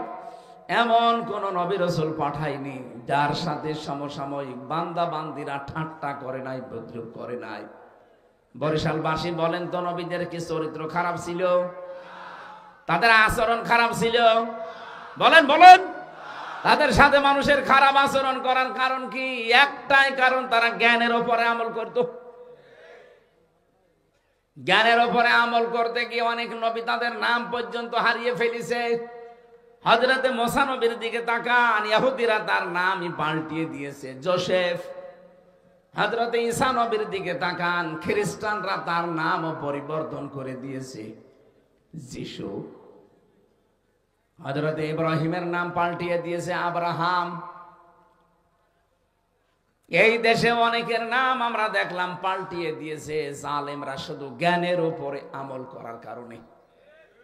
আল্লামা আহমেদ শফি হেফাজত ইসলামের সাবেক আমির, তার নামও জালেমরা পরিবর্তন করে দিয়েছে তেতুল হুজুর। এই কথা বলছে না কেন? ওনার নাম কি তেতুল হুজুর ছিল? শহীদ আব্দুল কাদের মোল্লা রহমতুল্লাহ আলাইহি, তার নামও পরিবর্তন করে দিয়েছে জালেমরা কসাই কাদের। এই কথা বলছে না কেন? তার নাম কি কসাই কাদের? নিজে গিয়েছি ফরিদপুরে সদরপুর, তার নামটা আব্দুল কাদের মোল্লা। আমার আল্লাহর নামের সাথে তার নামের মিল আছে। আর পুরাটা পাল্টিয়ে ঢাকার পুরান ঢাকার একজনের নামের সাথে জুড়ে বিচার করে ফাঁসি দিয়ে দিল। শহীদ আল্লামা দেলাওয়ার হোসাইন সাইদি রহমতুল্লাহ আলাইহি, তার ম্যাট্রিক পরীক্ষার সার্টিফিকেট আছে, পুরাটা নাম লিখা দেলাওয়ার হোসাইন সাইদি, অথচ তার নাম দেল্লো শেখদার দিয়ে বিচার করে মেরে ফেললেন। পৃথিবীতে সত্যি যারা জ্ঞানের উপরে আমল করবে জালেমরা তাদের নামও পাল্টিয়ে দেবে। আমার নামও পাল্টিয়ে দিয়েছে পিসকে হুজুর। আমি কি পিসকে? না, আমি হাসির জন্য বলি না, এইটাই বাস্তবতা চলছে। রব্বুল আলামিন বলেন আমার নবীদেরকে জ্ঞান দেওয়ার পরে নবীরা এই অনুগ্রহ এটা আল্লাহর পক্ষ থেকে, এই জন্য তারা নিয়ামতের শুকরিয়া আদায় করত। কি করে করেছে জানো? ওয়ারিসা সুলাইমান দাউদ সুলাইমান হয়েছিল দাউদের উত্তরাধিকারী। ওয়াকালা ইয়া আইয়ুহান নাসু উল্লিমনা মানতিকাত তায়রি ওয়া উতিনা মিন কুল্লি শাই ইন্না হাযা লাহুয়াল ফাদলুল মুবিন। এদিকে তাকান, খুব শিক্ষা এখানে আছে। হযরতে সুলাইমান নবী দাউদ আলাইহিস সালামের উত্তরাধিকারী, তার সন্তান। সুলাইমান নবী বললেন, হে পৃথিবীর মানব মণ্ডলী, এদিকে তাকান। তিনি মানুষকে ডাক দিয়েছেন, ইয়া আইয়ুহান নাস, হে পৃথিবীর মানুষেরা, উল্লিমনা, আমাকে শিক্ষা দেওয়া হয়েছে, মানতিকাত তায়রি, পাখির ভাষা, ওয়া উতিনা মিন কুল্লি শাই, এই পৃথিবীতে যত কিছু নিয়ামত আল্লাহ দিয়েছেন সব নিয়ামত আল্লাহ আমাকে দিয়েছেন। আর আমরা তাফসিরে পড়েছি ইবনে কাসিরে, এই পৃথিবীতে যত নিয়ামত আছে তার ভেতরে সবচাইতে উত্তম নিয়ামতের নাম জ্ঞান। এখানে 27টা নাম আছে। 1 নম্বরে জ্ঞানের নাম পেয়েছি, 2 নম্বরে আমি নাম পেয়েছি রাষ্ট্র ক্ষমতা। হযরত সুলাইমান রাষ্ট্র ক্ষমতায় ছিলেন না? কথা বলেন না কেন? মিন কুল্লি শাই, যত নিয়ামত আল্লাহ আমাকে দিয়েছেন তার ভেতরে 27টা একটা একটা করে তাফসিরে আছে। 1 নম্বরে আল্লাহ আমাকে জ্ঞান দিয়েছেন, 2 নম্বরে আমাকে আল্লাহ রাষ্ট্র ক্ষমতা দিয়েছেন। আজ কত মানুষ উল্টাপাল্টা কথা আমাদের নামে ছড়ায়। আমরা যদি মসজিদ, মাদ্রাসা, খানকা, মাহফিল এগুলো থেকে বের হয়ে একটু পরিবার, সমাজ, রাষ্ট্রের দায়িত্ব নিতে চাই, কিছু মানুষ বলে এগুলো ধর্ম ব্যবসায়ী, বলে এরা ধর্ম ভীরু না, এরা ধর্ম ব্যবসায়ী। এ কথা যদি কেউ বুঝে শুনে বলে সে বেঈমান হয়ে গেছে। কারণ আপনি কথা বললেন কাকে? আলেমদেরকে বললেন। এ আলেমরা তো আলেম না, এরা নবীর ওয়ারিস। এ কথা সরাসরি যে লাগবে নবীর গায়ে। কথা বলেন না কেন? আপনি দেখেন কতগুলো নবী দুনিয়া চালিয়েছে, তামাম পৃথিবী যারা চালিয়েছে তাদের ভেতরে 2 জন ছিল আল্লাহ বলা, একজন সুলাইমান নবী আর একজন যুলকারনাইন। নবী হয়ে যদি দুনিয়া চালাতে পারে, এ পৃথিবীর ময়দানটা আজ আমরা সত্যি নেই। আল্লাহ আমাদেরকে যেখানে পাঠিয়েছিলেন ওখান থেকে আমরা অনেক দূরে আছি। সূরা বাকারার 30 নম্বর আয়াতটা একটু বাড়ি যে মিলাবেন।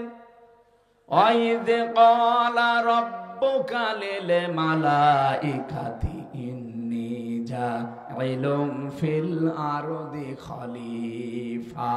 স্মরণ করো ওই সময়ের কথা যখন আমি ফেরেশতাদেরকে বলেছিলাম, ইন্নী, অবশ্যই আমি, জাইলুম ফিল আরদি খলিফা, জমিনে আমি খলিফা পাঠাবো। কোন জায়গায়? এই জবান খোলেন, কোন জায়গায়? আরো জোরে বলেন, কোথায়? আল্লাহ কি বলতে পারতেন না ইন্নী জাইলুম ফিল খানকা খলিফা, যে আমি খানকায় খলিফা পাঠাবো?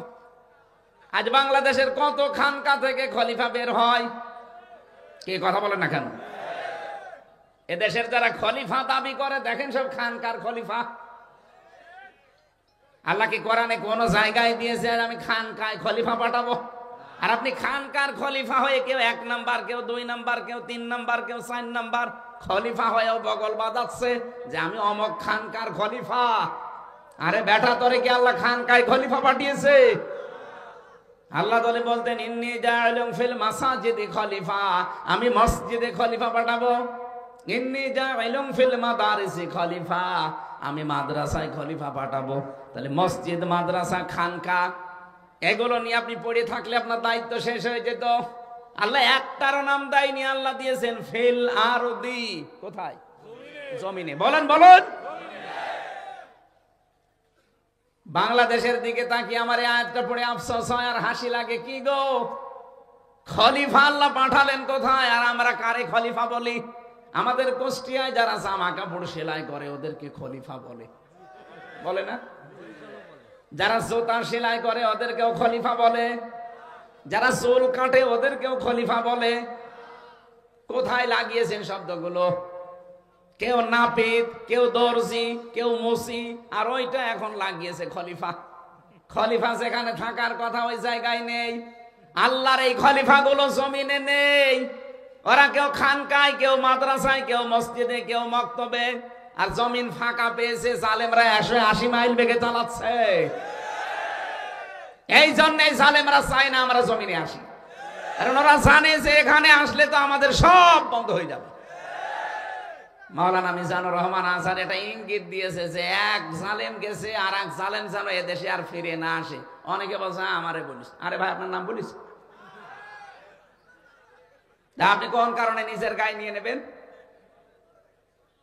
ভয় দেখায় যে কোরআনের আইন যদি কায়েম হয় তাহলে কিন্তু হাত কেটে ফেলবে। আরে ভাই আপনি যদি চুরি না করেন আপনার তো হাত কাটবে না, তার মানে আপনার চুরি করার অভ্যাস ছিল, আবার ওইটা চালু করবেন। এই জন্য আপনি মানুষকে উল্টা পাল্টা বোঝান যে চুরি করার আইন খুব কঠিন, হাত কেটে দেবে।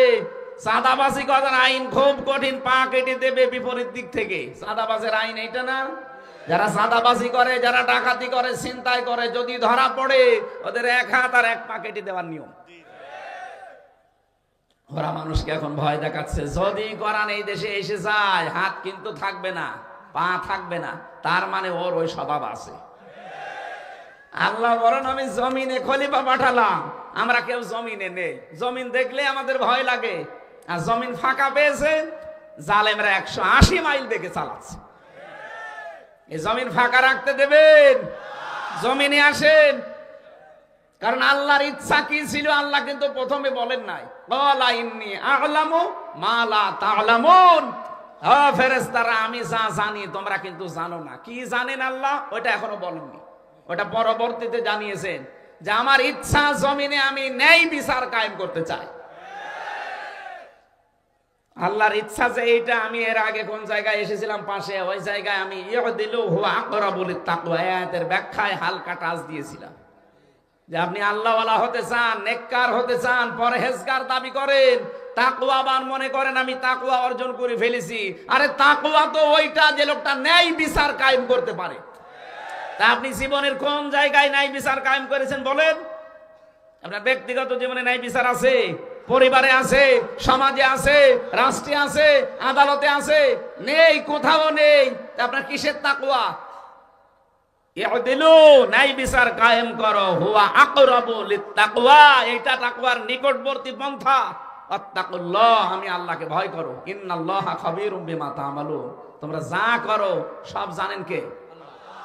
আমি যেটা বোঝাতে চেয়েছি আয়াত দিয়ে আমি ইঙ্গিত দিলাম, বুঝেছেন হয়তো। আমরা আজ জমিনে নেই, জমিন ফাঁকা পেয়েছে জালেমরা, মন মতো চালাচ্ছে। এই 54 বছর চালিয়েছে, আবারও অনেকে চালাতে চায় না। আর জমিন মন মতো চালাতে দেওয়া হবে না। এ জমিন এখন থেকে চলবে শাহাদতের রক্ত যেখানে পড়েছে, শহীদদের মন মতো চলবে। কথা বলেন।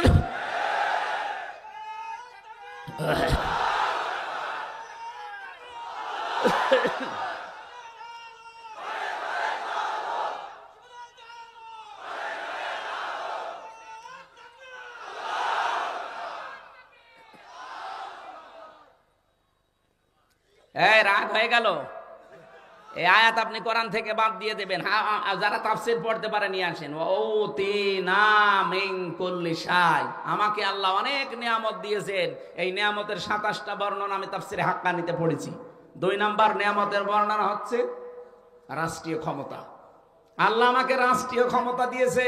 নবীরা যদি এই ক্ষমতা চালাতে পারে, নবীর ওয়ারিস যারা, তারা চালাবে না মানে?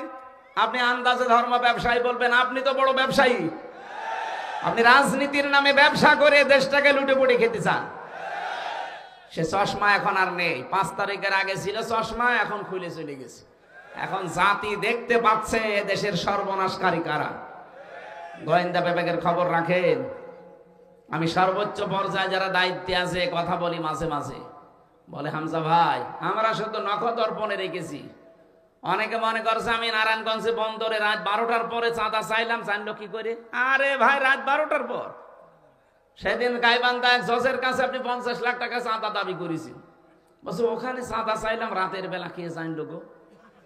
আপনি রাতে চাঁদা চাওয়ার কথা বলেন, পায়খানায় বসে বসে কি করেন ওইটা ওরা দেখতে পায়। ওদের কাছে এমন মেশিন আছে, আমি নিজে দেখেছি।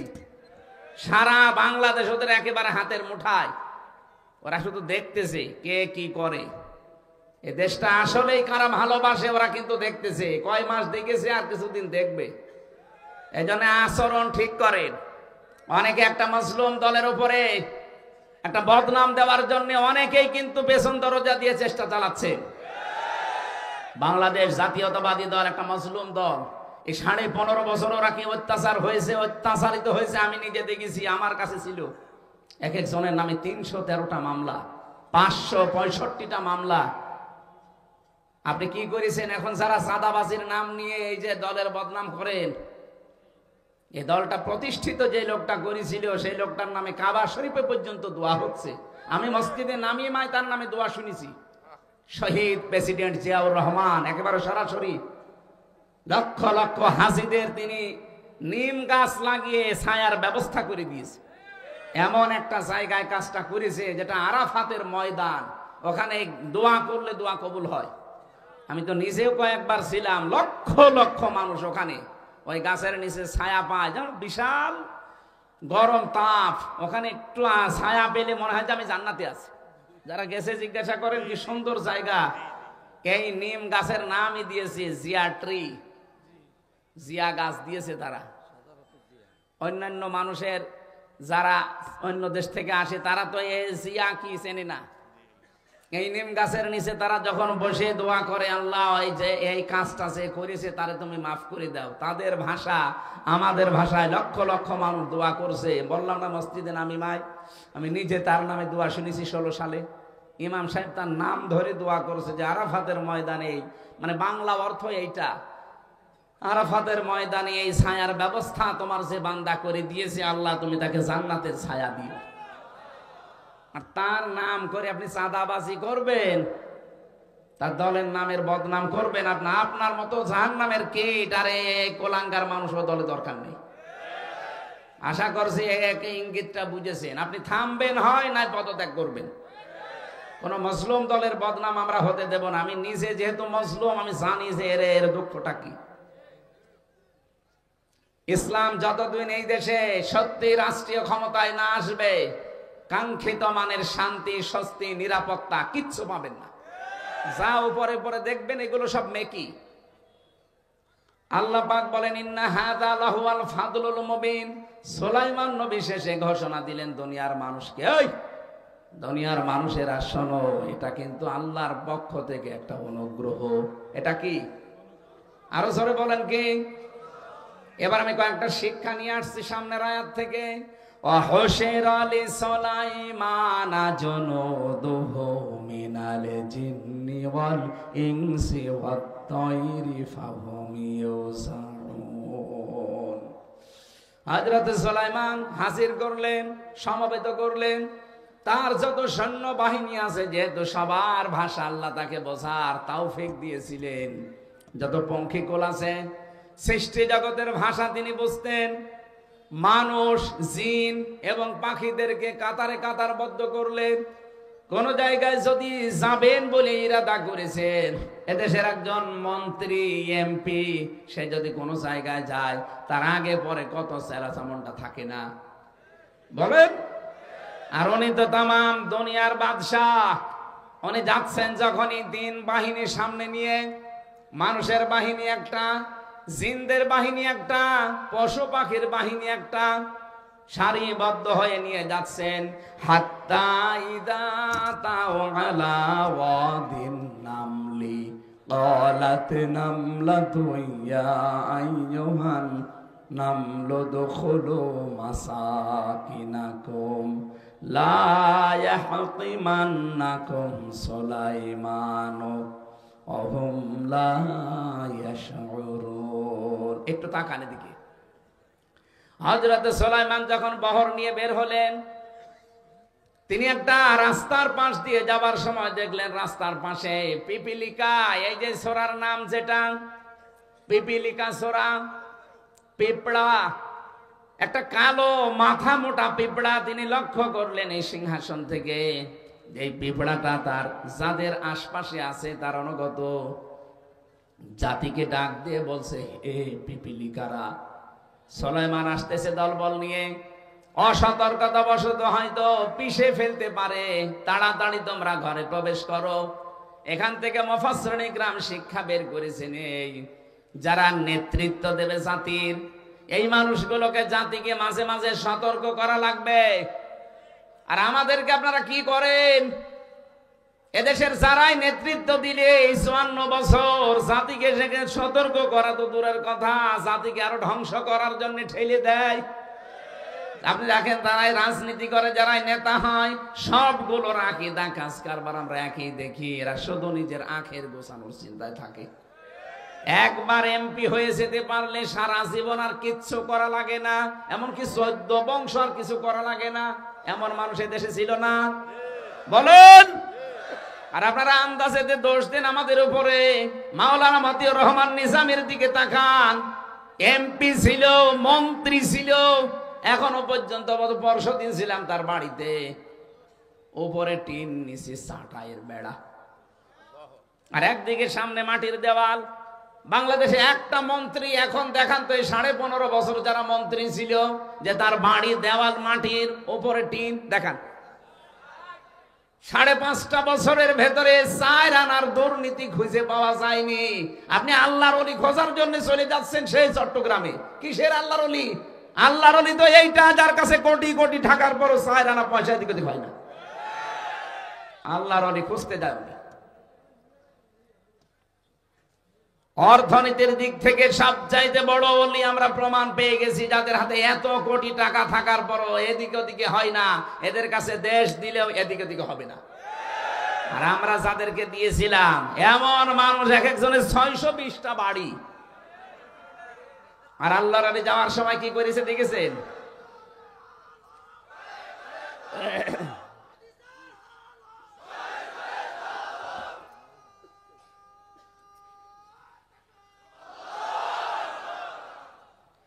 আমার দেশ পত্রিকা রিপোর্ট দিয়েছে কয়েকদিন আগে, উনি যাবার সময় 14টা ব্রিফকেস নিয়ে গেছে, কারো সাথে কোনো কথা বলেনি। পাইলটকে বলছে ব্রিফকেস গুলো উঠেছে, বলে হ্যাঁ ম্যাডাম চলো। আপনার ব্রিফকেসের এত দরকার? আবার সারা জীবন মানুষকে মিথ্যা কথা বলতো যে আমার কিচ্ছু দরকার নেই, আমি নিজের জন্য কিছু করি নাই। তে ব্রিফকেসের ভেতরে কি ছাই ছিল, মাটি ছিল? ভণ্ডামি করার জায়গা পান না। ও জানে যে যা নিয়ে আসলাম কিয়ামত পর্যন্ত যদি হায়াত পাই, কিয়ামত পর্যন্ত থাকবো স্বামীর কাছে, যাওয়া লাগবে না ও দেশে আমার। এই চিন্তা ভাবনা করে ব্রিফকেস গুলো নিয়ে গেছে। আর তার জন্য এত মায়া কান্না আপনার, এমনকি কাওয়া কাকু কেউ বলে যায়নি, বলে গেছে। আমারে তো অন্তত কল দিতে পারতো যে হামজা 3 বছর জেল খাটালাম, মাফ করে দিও, চলে গেলাম। কিছুই বলে না শয়তান।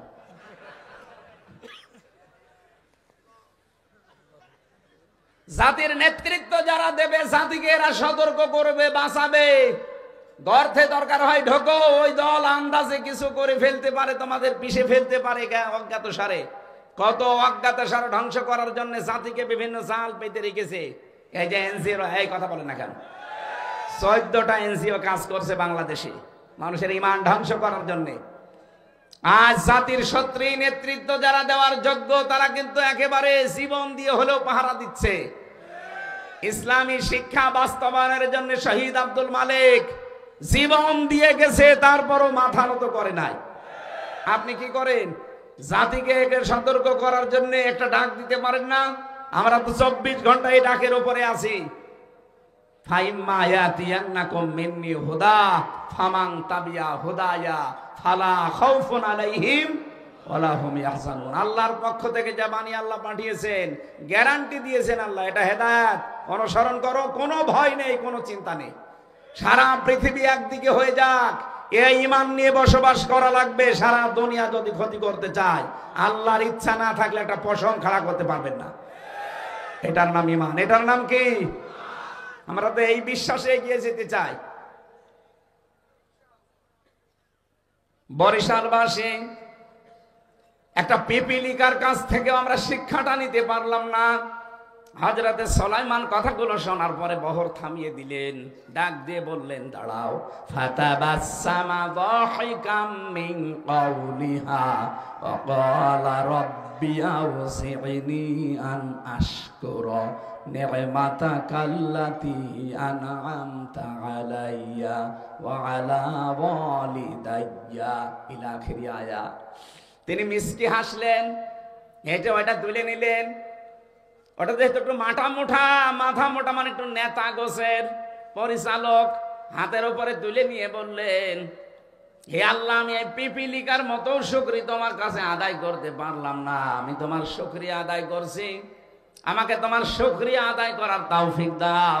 ওয়ালি দাইয়া, আমার মা বাবার শুকরিয়া আদায় করার তৌফিক দাও।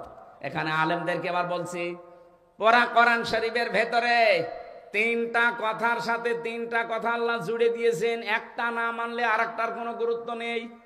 যেখানেই দেখবেন শুকরিয়া আদায় করার কথা, সেখানে আনিস করলি ওয়ালি দাইকাস, আল্লাহর শুকরিয়া আদায় করবার সঙ্গে সঙ্গে মা বাবার কথা আছে। কে যদি আল্লাহর শুকরিয়া আদায় করে কিন্তু মা বাবার শুকরিয়া আদায় না করে, ও যেন আল্লাহকেও মানে না। যেখানেই দেখবেন আকিমিস সালাহ, সঙ্গে সঙ্গে আতুস যাকাত, নামাজ পড়ো, সঙ্গে সঙ্গে আল্লাহ বলেন যাকাত দাও। নামাজ পড়েন, যাকাত দেন না, আপনি যেন নামাজও পড়েন না।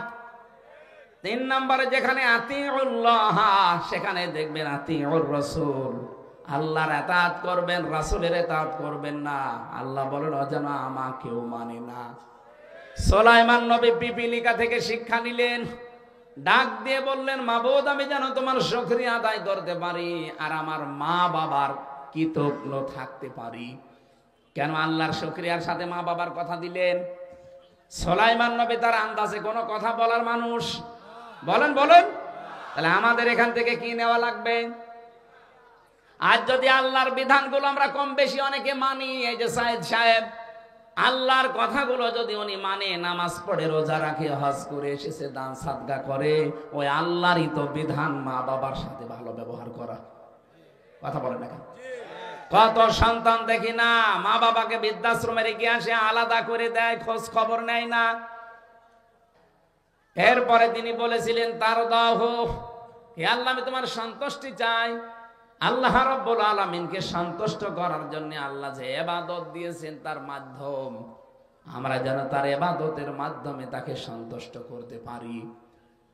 ও বাংলার মুসলমানের, এখান থেকে একটা শিক্ষা বের হয়, তার দহ। এই তার দহ শব্দের ব্যাখ্যায় আমি পড়েছি, আল্লাহকে রাজি করার একটাই পদ্ধতি আছে, সেটা ইবাদত। কোন মানুষ যদি ইবাদত করতে চায়, তার প্রথম শর্ত হচ্ছে তার ঈমান আনা লাগবে। কথা বলে না? ঈমান আনার আগে আর একটা শর্ত পূরণ করা লাগবে, সেটা হচ্ছে তাগুত বর্জন করা। এখানে আমরা বহু মানুষ বসে আছি, দেখতে মনে হচ্ছে যে অনেক ভালো মানুষ দেখতে মনে হচ্ছে, কিন্তু ঈমান এনেছি তাগুত ছেড়ে না দিয়ে। আপনি যদি তাগুত ছেড়ে না দিয়ে ঈমান আনেন, আপনার ঈমান কিন্তু টিকবে না। ফামান ইয়াকফুর বিত-তাগুতি ওয়া ইউমিন বিল্লাহ ফাকাদ ইসতামসাকা বিল উরওয়াতিল ওয়াসকা লা ইনফিসামা লাহা ওয়াল্লাহু সামিউন আলিম। হে নবী, আপনি বলেন, যারা ঈমান আনতে চায় তারা যেন তাগুত ছেড়ে দেয়। তাগুত ছেড়ে যদি কেউ ঈমানের দাবি করে, ও একটা এমন মজবুত রশি ধারণ করেছে যা কখনো ছিঁড়ে যাবে না। এই বাংলাদেশে যারা তাগুত ছেড়ে না দিয়ে ঈমান আনে, ওদের ঈমান টেকে না। এই কথা বললেন না? জাতীয় মসজিদের সাবেক ইমাম কি তাগুত ছেড়ে না দিয়ে ঈমান এনেছিল, ঈমান টিকাতে পারে নাই। আপনি কি মনে করছেন এত বড় দাড়ি থাকলে, বিশাল জুব্বা থাকলে, বড় পাগড়ি থাকলে বিশাল ইমানদার? এর চাইতে বড় দাড়ি ছিল আব্দুল্লাহ বিন উবাইয়ের। বলেন, তাগুত ছেড়ে না দিয়ে ঈমান আনলে আপনি টিকাতে পারবেন না। আর তাগুত ছেড়ে দিয়ে যারা ঈমান এনেছে, দেখেন ডক্টর শফিকুল ইসলাম মাসুদ, দেলাওয়ার হোসেন 56 দিন রিমান্ডে ছিল বাংলাদেশে, ইতিহাস পাল্টিয়ে দিয়েছে। তার গরম করে লজ্জাস্থানের ভেতরে ঢুকিয়েছে, আমি নিজে সাক্ষী। লজ্জাস্থান নষ্ট হয়ে গেছে। বাংলাদেশের ইতিহাসে এতদিন কেউ রিমান্ডে আজ পর্যন্ত থাকে না, এসব কোনো জায়গা নেই, সব গোড়া হয়ে গেছে। এরপরও জালেমরা এক চুল টলাতে পারে না ঈমান থেকে, কারণ তারা ঈমান এনেছে তাগুত ছেড়ে দিয়ে। আর আপনি ঈমান আনেন তাগুতের সাথে মিশ্রণ করে। এই জন্য তো ঝড় আসলে আপনার ঈমান লিবে যায়। আপনার উপরে আল্লাহ এমনি রাজি হবে? ওয়াদখিলনি বিরহমাতিকা ফি ইবাদিকাস সালিহিন, হে আল্লাহ তুমি আমাকে প্রবেশ করাও তোমার শুকরগুজারি বান্দা যারা তাদের ভেতরে। সুতরাং আপনাকে ইবাদতের মাধ্যমে সন্তুষ্টি অর্জন করা লাগবে আল্লাহর। ইবাদতের আগের শর্ত ঈমান আনতে হবে আল্লাহর প্রতি। ঈমান আনার আগে শর্ত তাগুত ছেড়ে দেওয়া লাগবে। আল্লাহ আমাদেরকে মেন কথাগুলো বোঝার এবং আমল করার তৌফিক দিন, বলেন আমিন। দাম্পত্য জীবনের সমস্যা সমাধান, এই নিয়ে আমার বই লেখা আছে, এই জন্য মেয়েদের উপর কথা বললাম না। ওই গাড়িতে আছে, সেলখানায় বসে বসে লিখেছিলাম দাম্পত্য জীবনে মানুষের কলহ কেন হয় আর এর সমাধান কি করে করা লাগে, ওখান থেকে নিয়ে মেয়েকে পড়াবেন। আজকের মতো আমরা শেষ করছি, আমিন।